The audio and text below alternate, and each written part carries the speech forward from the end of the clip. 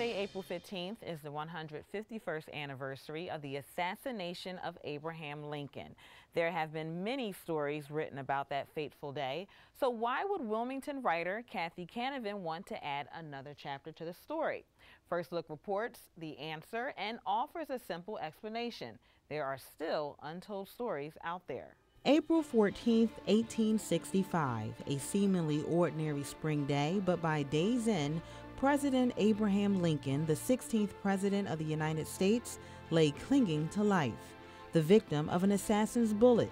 He died the next morning. I found newspaper accounts of that day, that weekend. Families were very kind to share their letters of their loved ones who were sitting in Ford's Theater when Booth killed the president, slashed Major Rathbone's arm as Major Rathbone tried to detain him, jumped from the box about 10, 12 feet to the stage, held this bloody knife above his head, shouted Sic Semper Tyrannis, and then ran off behind the scenery and skedaddled out down the alley, down Baptist Alley, on his horse and escaped. That's the story many of us are familiar with, but author Kathryn Canavan believed there were untold stories about that fateful night. I'm a journalist, and one day I was working in Washington, D.C., and I had some downtime between assignments,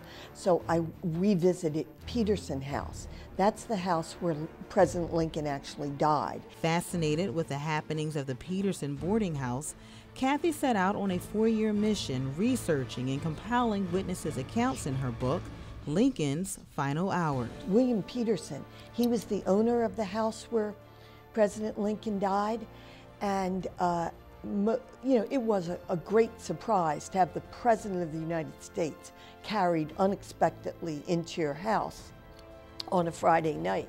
But Mr. Peterson wasn't honored. He was a little bit sore. But Mr. Peterson, before the president was even buried, sent a bill to the federal government. He wanted 9 hours rent for the use of his home, and he wanted to be paid for every piece of linen soiled by the president's blood. Then there's the story of what we today would call the paparazzi. There were 2 photographers who lived upstairs at Peterson House. What they wanted to do was set up their camera to take a picture of the deathbed after the president was removed, because they knew it was a very historic photo. So they were able to get in through a back door. They set it up, they took it, they scurried out of there. So they had to keep it under wraps. Well, they kept it under wraps, and then their children kept it under wraps, then their grandchildren kept it under wraps. It finally surfaced in 1965 in England. One of their descendants sold it to raise money for her church. Kathy really likes telling stories of ordinary people because as a child growing up in New Jersey, she thought numerous opportunities were missed by not interviewing everyday folk about the Lindbergh kidnapping. There was a man who dug ditches in front of the Lindbergh house. There was a woman who owned a small hotel where all of the New York newsmen rented cots in the hallway. Well, all these people knew little slivers of history, and no one ever recorded it.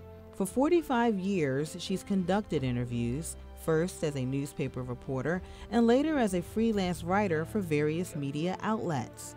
But she says writing a book was much different. I think it's interesting because I was never trained as a historian. I was trained as a journalist. So I did it in a journalistic way.